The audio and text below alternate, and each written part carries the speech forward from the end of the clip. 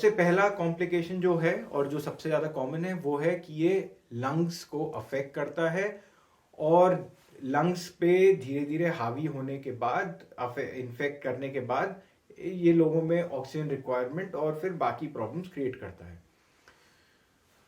सो आपको मैं एक बहुत सिंपल बात बताना चाहूँगा कि ये सबसे पहले समझें हो क्यों रहा है या हो क्या रहा है। मैंने बताया आपको वायरस आता है, वायरस बॉडी में, बॉडी के इम्यून सिस्टम, इम्यून सेल्स उसके साथ फाइटिंग चल रही है। Now that inflammation process is happening. Now when it starts affecting your lung, वो particles या वो जो है वो फिर ये देखा गया कि virus is affecting those parts of the areas और those parts of the lung which are the most peripheral, और जो सबसे फर्दर अपार्ट वाले साइड के पार्ट्स हैं। क्या मतलब हुआ इसका, और ऐसा क्यों है कि अगर हम देखें, यूजुअली हम जब सांस लेते हैं तो हम एक average adult around 300 to 500 ml की सांस लेता है। अभी जैसे मैं आपसे बात कर रहा हूँ तो इतनी सी सांस आती जाती है, बट असल में that capacity which is around 500 ml, इसको हम टाइडल वॉल्यूम कहते हैं। तो हवा आती है और फिर लंग के मोस्ट फंक्शनल पार्ट में, मतलब जो एक certain part of the lung ही जो है यूज हो रहा है। बट अगर मैं चाहूं तो I can take air up to 5 to 6 times of this capacity. How?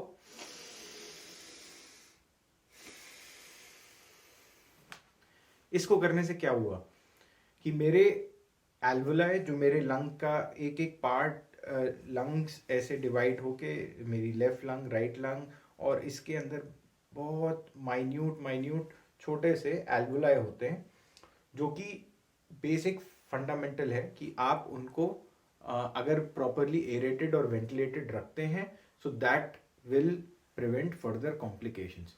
Now how do you do that, and how do you do that? So the point is, या तो जनरली अगर कोई बहुत हेल्दी है तो वो खूब भागता है तो, या बहुत स्ट्रेनस एक्सरसाइज करता है, तब जाके हम ऐसी वाली सांस लेते हैं, तब जाके हमारी लंग की पूरी कैपेसिटी यूज होती है। बट अभी जब बीमारी है तो हम ये कर नहीं सकते, तो फिर हम क्या करें? हम लंग्स की कैपेसिटी या लंग्स के को कैसे हम उसका वेंटिलेशन प्रॉपरली मेंटेन रखें?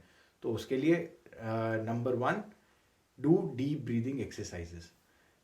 So how do you do that? Deep breathing, गहरी सांस लीजिए। और कैसे? अगर बेड पे हैं तो फिर कुछ ऐसे भी कर सकते हैं, या फिर तो डीप ब्रीदिंग, या फिर जैसे योग में प्राणायाम की डिफरेंट एक्सरसाइजेज हैं, आप उनको कर सकते हैं।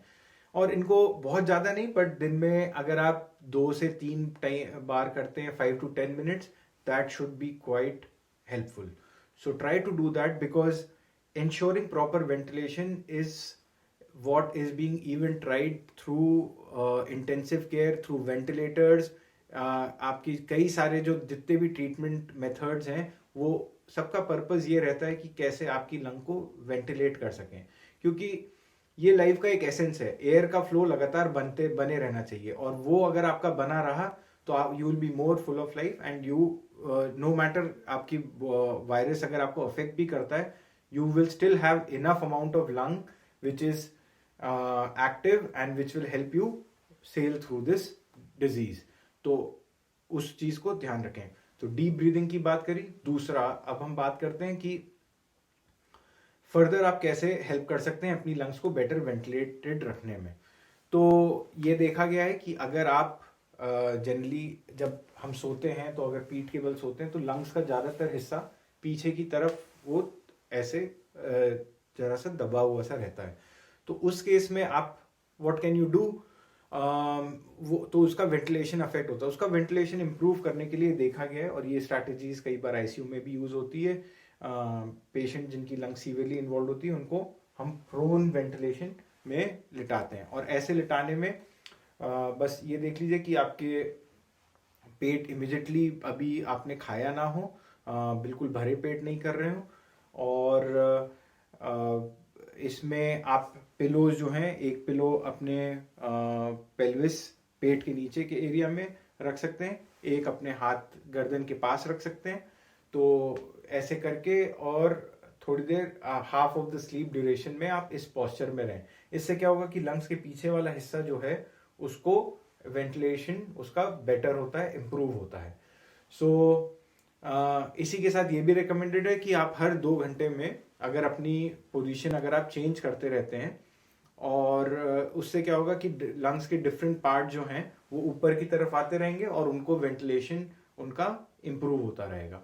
सो ये सेकंड स्ट्रैटेजी हो गई अबाउट प्रोन वेंटिलेशन की। Now let us talk about the other potential complication, which is blood clot.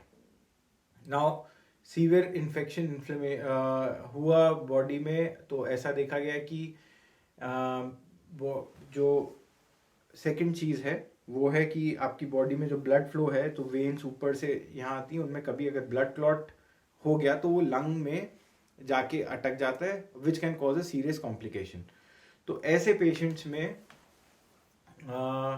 कैसे अब ये क्लॉट ना बने, तो इसका सब बहुत ही सिंपल एक तरीका है कि अगर आप ये देखा गया है कि जो लोग बस पड़े रहते हैं या मूव नहीं करते हैं, प्रोलॉन्ग इमोबिलाइज रहते हैं, उनमें क्लॉट्स बनने की चांसेस ज़्यादा रहती हैं। क्लॉट्स बनने की मैक्सिमम चांसेस जो आपकी जो पिंडलियाँ या जो काव्स हैं वहाँ के एरिया में सबसे ज़्यादा चांसेस होती हैं क्लॉट बनने की। तो इसका सबसे बेसिक प्रिवेंशन बहुत ही सिंपल है कि आप थोड़ा दिन में वॉक करिए कितना 10 जो आपको बिना एक्सर्ट करे आप कर सकते हैं 10 मिनट से 30 मिनट्स अ डे, दिन में 1 से 2 बार अगर आप वॉक करते हैं, या अगर आप घर में अकेले रह रहे हैं या घर की थोड़ी रिस्पॉन्सिबिलिटीज आपके हाथ में, तो आप अकॉर्डिंगली थोड़ा बहुत एक्टिव रहते हैं, चलते फिरते हैं, तो you are doing a pretty good decent job doing that. हमने पहले ही बात करी थी, अच्छा हाइड्रेशन भी इसमें हेल्प करता है, तो keep yourself well hydrated. Third thing that you can do, अगर आप बेड पे भी अगर आप हैं तो simple exercises of the leg, जिसमें कि अगर आप ये समझिए कि अगर मेरे लेग्स हैं और मेरी एंकल हैं, तो आप एंकल्स को अगर ऐसे मूव करते हैं बैक एंड फोर्थ और थोड़ी सी लेग और आर्म एक्सरसाइजेज थोड़ी करते हैं, तो this will ensure that there is a good blood flow happening around. Now, so essence of life यही है, एयर का फ्लो बने रहना है और ब्लड का फ्लो बने रहना है। आपने ये दोनों चीजें अगर आपने करके रखी तो आपकी you will see yourself pass through the phase of Covid and potentially prevent these 2 life threatening complications.